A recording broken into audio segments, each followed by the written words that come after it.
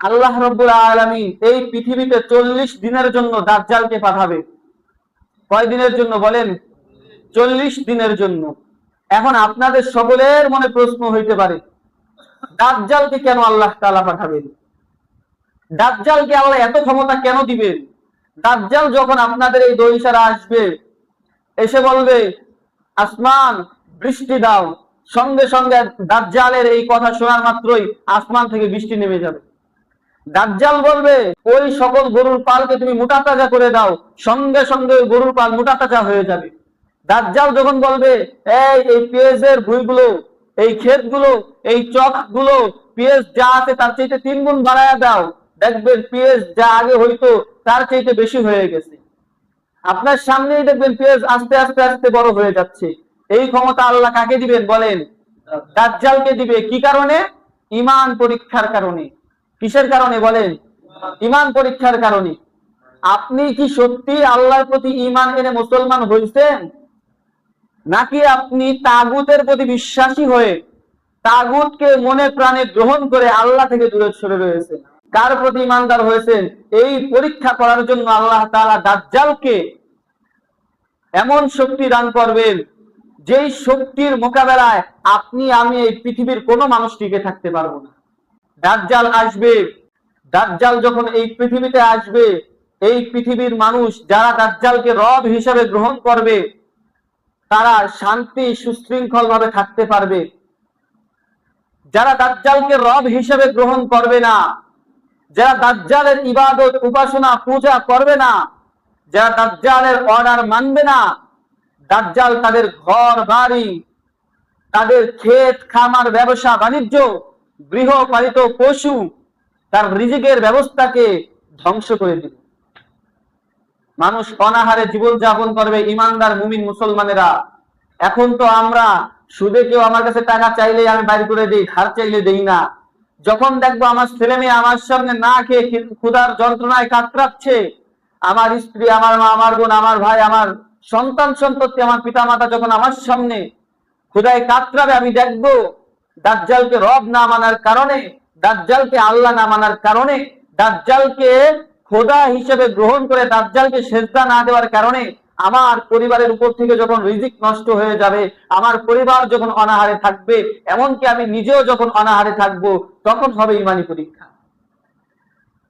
এই ঈমানি পরীক্ষায় সকল ব্যক্তি, সকল ঈমানদার, সকল নামাজি, সকল রোজদার পাস করতে পারবে না। পাস করবে ওই ব্যক্তি যে ব্যক্তি ক্ষুধার যন্ত্রণাকে কন্ট্রোল করতে পারবে। পাস করবে ওই ব্যক্তি যে মৃত্যু হয়ে যাবে আল্লাহ এবং আল্লাহ রসুলের পথ থেকে এক চুল পরিমাণ সরবে না। এছাড়া যত ব্যক্তি আছে, কোনো ব্যক্তি পাস করতে পারবে না, কোনো ব্যক্তি না। আপনি যদি দাজ্জালের ফিতনা থেকে বাঁচতে চান, আপনি যদি দাজ্জালের ফিতনায় পাস করতে চান, আপনাকে কেমন ইমানদার হইতে হবে?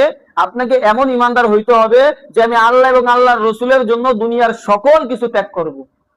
এটা হলো দাজ্জালের ফিতনা থেকে বাঁচার জন্য একটা মাধ্যম। দাজ্জাল এই পৃথিবীতে আসবে, দাজ্জালের ডান হাতে থাকবে জান্নাত, বাম হাতে থাকবে জাহান্নাম। সুনান ইবনে মাজাহ শরীফের 4077 নম্বর হাদিস। একটু চিন্তা করেন, দাজ্জালের ডান হাতে থাকবে জান্নাত, বাম হাতে থাকবে জাহান্নাম। যে ব্যক্তি দাজ্জালের কাছ থেকে জান্নাত গ্রহণ করবে, ওই ব্যক্তি মূলত জাহান্নামে যাবে। যেই ব্যক্তি দাজ্জালের অসন্তুষ্টে পরিণত হবে, যেই ব্যক্তিকে দাজ্জাল, যার উপর দাজ্জাল রাগ হয়ে যাবে, ওই ব্যক্তি দাজ্জালের জাহান্নামে যাবে, মূলত সে জান্নাতে যাবে। দাজ্জাল এই পৃথিবীতে এসে প্রত্যেকটা বাড়ি ঘরে ঘরে ঘরে ঘরে ঘরে ঘরে যাবে তার দাওয়াত নিয়ে, এই আমারে আল্লাহ মানিস? যারা তাকে আল্লাহ মানবে তাকে সুন্দরী নারী দিবে, টাকা পয়সা দিবে, ধন সম্পদ দিবে, ক্ষেত খামার দিবে, যা চাইবেন তাই পাবেন। কিন্তু যখনই আপনি দাজ্জালকে আল্লাহ মানবেন না, যখনই আপনি দাজ্জালের সঙ্গে বিদ্রোহ শুরু করে দিবেন, দাজ্জাল আপনার ক্ষেত খামার সকল কিছু ধ্বংস করে দিয়ে আপনাকে নিঃস্ব বানায় দিবে। দাজ্জাল এই পৃথিবীতে এসে যখন ফিতনা ফাসাদ পরিপূর্ণভাবে করে ফেলবে, নবীজি বলেন, মুসলিম শরীফের 2944 নম্বর হাদিসের বর্ণনা এবং তাওহীদ পাবলিকেশনের ইসলামিক ফাউন্ডেশনের যে মুসলিম শরীফ, এই মুসলিম শরীফের 6679 নম্বর হাদিসের বর্ণনা। নবীজি বলেন, দাজ্জাল আসার পূর্বে পাঁচটা আলামত কমপক্ষে দেখা যাবে। কয়টা বলেন তো সবাই? পাঁচটা। ইন্না মিন আশরাতিস সাআহ, কিয়ামতের পূর্বে, দাজ্জাল আসার পূর্বে, ঈসা ইবনে মারিয়াম আসার পূর্বে, মাহদী আলাইহিস সালাম আসার পূর্বে পাঁচটা আলামত আসবে। এক নাম্বার, আইয়ুরফা আল ইলমা, ইলম উঠে যাবে। ইলম উঠে যাবে তার মানে কি? কোরআন হাদিস সব আল্লাহ নষ্ট করে দিবেন না, কোরআন হাদিসের জায়গায় থাকবে, কিন্তু কোরআন হাদিস পড়ে ইলম অর্জন করার লোক খুব কমে যাবে। দুই নাম্বার, ওয়ায়াহারাল জাহল, মূর্খতা বেড়ে যাবে, অজ্ঞতা বেড়ে যাবে। আজকের সমাজে এটা আমরা নিস্তার নাও দেখতে পারতেছি। অল্প কিছু হাদিস পড়ালেখা করে সেই মসজিদের ইমাম হয়ে গেছে। আমি আমার কথাই বলি, অন্যের কথা না বলি। ইমামের জন্য যতটুকু ইলম দরকার, আমল দরকার, ঈমান দরকার, এমন বাংলাদেশে 4 লক্ষ মসজিদের মধ্যে হয়তোবা 3,99,999 জনের আছে, কিন্তু আমার নেই। এই আমার না থাকার কারণে আপনারা সঠিক ইলম পাইতেছেন না। আমার ইলম না থাকার কারণে আপনারা সঠিক কথাগুলো বুঝতে পারতেছেন না। আপনারা সঠিক কথা না বুঝার কারণে আপনারা যাবেন জাহান্নামে। সঠিক কথা না জেনে না বলার কারণে আমিও যাব জাহান্নামে। এখন আপনারা একটা চিন্তা করেন, ডিসিশন নেন। জাহান্নামে যাওয়ার জন্য প্রস্তুত যারা আছেন তারা একটা ডিসিশন নেন, হুজুর যাই হোক মানবো না, বা যে হুজুর জানলেওয়ালা হুজুর মসজিদের ইমাম বানাবো না। এটা আপনারা যারা জাহান্নামে যাওয়ার জন্য প্রস্তুত, এই নিয়তটা তারা করেন। আর যারা জান্নাতে যাওয়ার জন্য প্রস্তুত, তারা এই নিয়ত করেন, হুজুর কোরআন এবং হাদিস থেকে যা বলে তা মানবো, এবং যেই হুজুর কোরআন এবং হাদিস বলতে পারে এমন আলেমই মসজিদে ইমাম হিসেবে রাখবো। নবীজি বলেন, আইয়ুরফা আল ইলমা ওয়া ইয়াযহারাল জাহল, ইলম উঠে যাবে, বিদ্যা উঠে যাবে, জাহেলিয়াত, মূর্খতা বেড়ে যাবে। নবীজি বলেন, ওয়ায়াফশুয়াজ জিনা, জিনা ব্যভিচার প্রকাশ্যে হবে। ওয়ায়ুশরাবুল খামর, মদ পান প্রকাশ্যে হবে। এবার দেখেন, আপনার সন্তান, আপনার ছোট ছোট সন্তানেরা এই বর্ষাকাল আসলেই খাল বিল নদী নালা যখন পানিতে ভরপুর হয়ে যাবে, তখন দেখবেন আপনার সন্তান ট্রলার নিয়ে নৌ ভ্রমণে দেখবেন খাল বিলে যায়। শুধু তারা নিজেরা যায় না, নবীজি যে বলছেন ওয়ায়াশফুয়াজ জিনা ওয়ায়ুশরাবুল খামর, জিনা বেড়ে যাবে এবং মদ পান বেড়ে যাবে। আপনার সন্তান, আপনি বুঝবেন না, আপনার সন্তানদের কইলে আপনার সন্তান বুঝবে। বাংলা, ইংরেজি, চাইনিজ, এগুলো কি জানেন? মদের নাম। এইগুলো নিয়ে তারা ট্রলারে প্রকাশ্যে ভাবে যায়। নর্তকী পতিতা নিয়ে তারা ট্রলার ভ্রমণে যায়।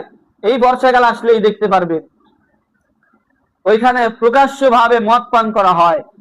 তাহলে আপনার সন্তান কিয়ামতের জন্য অধিক আগ্রহে বসে আছে, অধিক আগ্রহে বসে রয়েছে। আপনার সন্তানের জন্য কি হবে শুনেন, ইযা যুলজিলাতিল আরদু জিলজালাহা ওয়া আখরাজাতিল আরদু আসকালাহা ওয়া ক্বালাল ইনসানু মা লাহা। আপনার সন্তানের এই অবাধ্য আচরণের কারণে, আপনার সন্তানের এই অশ্লীলতার কারণে, ব্যভিচারের কারণে, মদ পানের কারণে আল্লাহ রাব্বুল আলামিন জমিনটাকে ভূমিকম্পের মাধ্যমে থরথর করে কাঁপাবেন।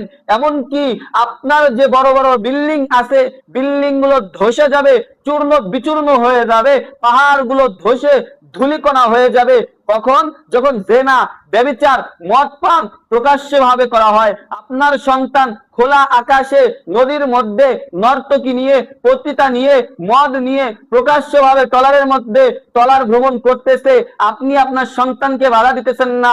আমি বলি, আপনার এই সন্তানের কারণে আপনার ঘরটা আগামীকালই ভেঙে পড়বে। যদি এই কথা মিথ্যা প্রমাণ করতে পারেন, যদি এই কথা মিথ্যা প্রমাণ করতে পারেন, যদি এই কথা মিথ্যা প্রমাণ করতে পারেন, আপনাকে চ্যালেঞ্জ করলাম, যা বলবেন তাই শুনবো। এই কথাটা আপনি আমাকে মিথ্যা প্রমাণ করে দেখান। আপনার সন্তান যেদিন থেকে জেনা ব্যভিচার স্পষ্ট প্রকাশ্যে ভাবে করা শুরু করে দিয়েছে, সেদিন থেকে এই আল্লাহর রহমত এবং বরকত আপনার সংসার থেকে উঠে গিয়েছে।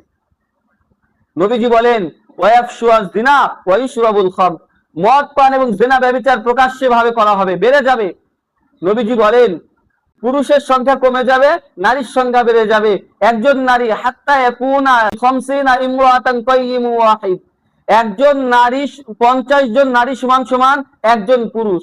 মানে পৃথিবীতে যদি একজন পুরুষ থাকে, 50 জন থাকবে নারী।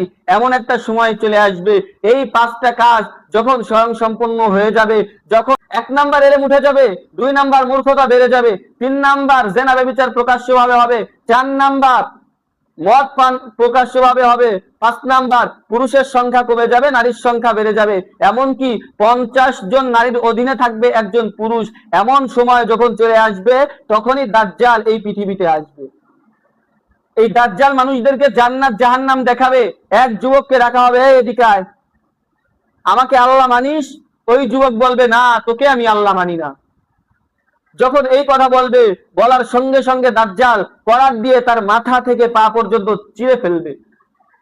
এরপর বলবে, হে এলাকাবাসী, তোমরা সবাই দেখো, আমি যদি একে আবার জীবিত করতে পারি, আমাকে কি আল্লাহ মানবে? তখন সবাই বলবে, যদি জীবিত করতে পারো আল্লাহ মানবো। তারপর যখন পুনরায় তাকে জীবিত করা হবে, ওই যুবককে আবার যখন জীবিত করা হবে, তখন ওই যুবককে বলবে, এবার বল, তোকে তো মেরে আমি জীবিত করলাম, আল্লাহ মানবি আমারে? তখন ওই যুবক বলবে, আল্লাহর কসম, আমি এখন বুঝতে পারছি তুই আসলেই দাজ্জাল, তুই আমার আল্লাহ না। আমার আল্লাহ একজন, তিনি কোথায়? আসমানে আছে। আমার আল্লাহ একজন, তুই আমার আল্লাহ না। নবীজি সাল্লাল্লাহু আলাইহি ওয়াসাল্লাম বলেন, এরপর ওই যুবককে দাজ্জাল মারতে চাইবে, কিন্তু আর মারতে পারবে না।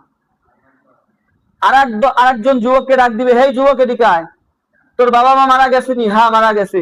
যদি এখন তোর বাবা মাকে আমি জীবিত করতে পারি, আল্লাহ মানবি নাকি?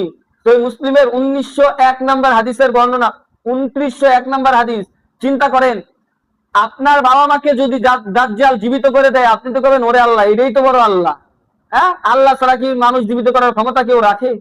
দাজ্জাল যখন এই পৃথিবীতে আসবে, একজন যুবককে ডাক দিবে, যুবক এদিকে আয়। সহিহ মুসলিম 2901 নম্বর হাদিস। যুবক যখন আসবে, এরপর যুবককে বলবে, যুবক, তোমার পিতামাতা মারা গেছে, এখন তোমার পিতামাতাকে যদি আমি জীবিত করে দেই, আমার আনুগত্য করবে, আমার ইবাদত করবে? যুবক বলে, হ্যাঁ, করব। তখন দুইজন শয়তান, ইবলিস শয়তানের কর্মচারী দুইজন, তারা ওই যুবকের বাবা মার আকৃতি ধরে তার সামনে আসবে, কবর থেকে উঠবে, উঠে বলবে কি, যে হে আমার সন্তান, এই যে আমাদের রব, আমাদের প্রভু দাজ্জাল, তার ইবাদত তোমরা করো। যখন এই কথা বলবে, তখন ওই যুবকের ঈমান বেড়ে যাবে, আর বলবে, আমার নবী হাদিসের মধ্যে বলছেন, আমার নবী আরো 1450 বছর আগে বলে গেছেন যে কিয়ামতের পূর্বে দাজ্জাল আসবে, যুবকদের বাবা মাকে জীবিত করা হবে, মৃত মানুষকে জীবিত করা হবে, যুবকদেরকে করাত দিয়ে ফিরে আবার জীবিত করবে। আমি জানি। আর নবী বলছেন, তোমরা মৃত্যুর পূর্বে তোমাদের রব আল্লাহকে তোমরা দেখতে পারবা না। মৃত্যুর আগে আমরা আমাদের আল্লাহকে দেখতে পারবো, এই কথা কে বলছেন? নবীজি সাল্লাল্লাহু আলাইহি ওয়াসাল্লাম বলছেন যে মৃত্যুর পূর্বে কোনো মানুষ তার আল্লাহকে দেখতে পারবে না। যেহেতু তুই মৃত্যুর পূর্বে এমন সব অবাস্তব ঘটনা ঘটাইতেছিস, এমন অলৌকিক ঘটনা ঘটাইতেছিস, তুই আল্লাহ না, তুই হলি দাজ্জাল। দাজ্জাল এরপরেও থেমে থাকবে না। পূর্ব থেকে পশ্চিম, দক্ষিণ থেকে উত্তর, সারা পৃথিবী মেসাকার করে ফেলবে। হাজারে একজনও ইমানদার খুঁজে পাওয়া কষ্ট হয়ে যাবে সেই সময়। ইবনে মাজাহ শরীফের হাদিস, 2244 নম্বর হাদিস। এই হাদিসটা লম্বা, বিস্তারিত আলোচনা করলাম না। ওই সময় ইমানদার খুব কম হয়ে যাবে। হঠাৎ এক রাত্রে ঈসা ইবনে মারিয়াম আলাইহিস সালাতু ওয়াস সালাম বাইতুল মাকদিসে আসবেন। ইমাম মাহদী আলাইহিস সালাম তখন ফজরের নামাজ পড়াবেন। ইমাম মাহদী আলাইহিস সালাম ঈসা আলাইহিস সালামকে দেখে পিছনে সরে আসতে চাইবেন, তখন দুই কাঁধের উপর হাত দিয়ে ঈসা আলাইহিস সালাম বলবেন, আজকের আপনি ইমাম, আমি এই নবীর উম্মত হয়ে পৃথিবীতে আসছি, আর আপনার নিয়তেই যেহেতু লোকেরা নামাজের জন্য দাঁড়াইছে, আপনি আজকের ইমাম, নামাজ পড়েন। নামাজ, ফজরের নামাজ শেষ হবে, বলা হবে বাইতুল মাকদিসের দক্ষিণ পাশের গেটটা খুলে দেওয়া হবে। বাইতুল মাকদিসের দক্ষিণ পাশের যখন গেট খুলে দেওয়া হবে, তখন দাজ্জাল এবং তার সাথে মুসান্নাফে আব্দুর রাজ্জাকের 20,836 নম্বর হাদিসের বর্ণনা, দাজ্জাল এবং তার সাথে 70,000 ইহুদি তরবারি নিয়ে, উন্মুক্ত তরবারি নিয়ে, চকচকে কারুকার্য খচিত তরবারি নিয়ে তাদেরকে চারপাশ দিয়ে ঘিরে রাখবে। যখন দাজ্জাল ঈসা ইবনে মারিয়াম আলাইহিস সালাতু ওয়াস সালামকে দেখবে, তৎক্ষণাৎ দাজ্জাল ওই স্থান থেকে পলাইতে থাকবে।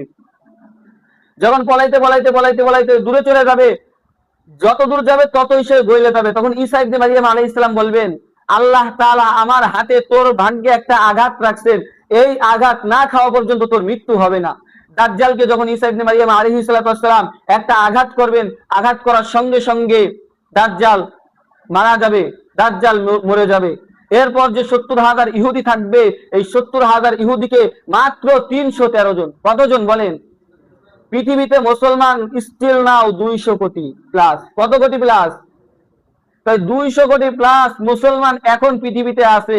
যদি আজ দাজ্জাল পৃথিবীতে আসে, আজ ঈসা ইবনে মারিয়াম পৃথিবীতে আসেন, মাত্র 313 জন ঈসা ইবনে মারিয়ামের সাথে থাকবে। তাহলে আমি আর আপনি কি করব? তাহাজ্জুদ করব, তাহাজ্জুদ। কষ্ট পায়েন না, খালি তো মনে করেন যে নামাজ পড়ে রোজা রেখে আমি মুসলমান হয়ে গিয়েছি। সাহাবীওয়ালা ইমাম লাগবে আমাদের। সাহাবীওয়ালা ইমানদার যারা থাকবে, এদের মধ্যে 313 জন সেদিন ঈসা ইবনে মারিয়াম আলাইহিস সালাতু ওয়াস সালামের সঙ্গে সকল ইহুদিদেরকে যেখানে পাবে সেখানেই হত্যা করবে। এক পর্যায়ে তারা পাথর এবং গাছের পিছনে গিয়ে লুকাইতে থাকবে। যখন পাথর এবং গাছের পিছনে লুকাবে, পাথর বলবে, ইয়া আইয়ুহাল মুসলিমিন, হে মুসলমান সম্প্রদায়, আমার পিছনে ইহুদি আছে, ফাকতুলু, ওকে হত্যা করো। সকল গাছ কথা বলবে, তবে ইল্লা, একমাত্র গরকদ, গরকদ নামক একটা গাছ আছে, এই গাছ ওই দিন কোনো কথা বলবে না। ফাইন্নাহু মিন শাজারিল ইয়াহুদ, কেননা সে হলো ইহুদিদের গাছ। ইহুদিদের গাছ গরকদ, এই গরকদ গাছ ব্যতীত সকল গাছ, সকল পাথর বলবে, আমার পিছে ইহুদি আছে, হত্যা করো, এই যে ইহুদি, হত্যা করো, এই যে ইহুদি, হত্যা করো। সকল গাছ এবং পাথর বলবে, তবে গরকদ নামক গাছ কথা বলবে না। তো যাই হোক, সেদিন রাসূলুল্লাহ সাল্লাল্লাহু আলাইহি ওয়াসাল্লাম বলেন, মুস্তাদরাক লিল হাকিম 20837 নম্বর হাদিস, আগেটা 36, এটা 37। নবীজি বলবেন, সেদিন তোমরা তাদের উপর কৃতিত্ব লাভ করবে, বিজয় লাভ করবে, ইহুদিদের উপর তোমরা বিজয় লাভ করবে। কোন রিওয়ায়াতে 7 বছর, কোন রিওয়ায়াতে 40 বছর পৃথিবীতে একজন কাফের মুনাফিক বান্দা পাওয়া যাবে না।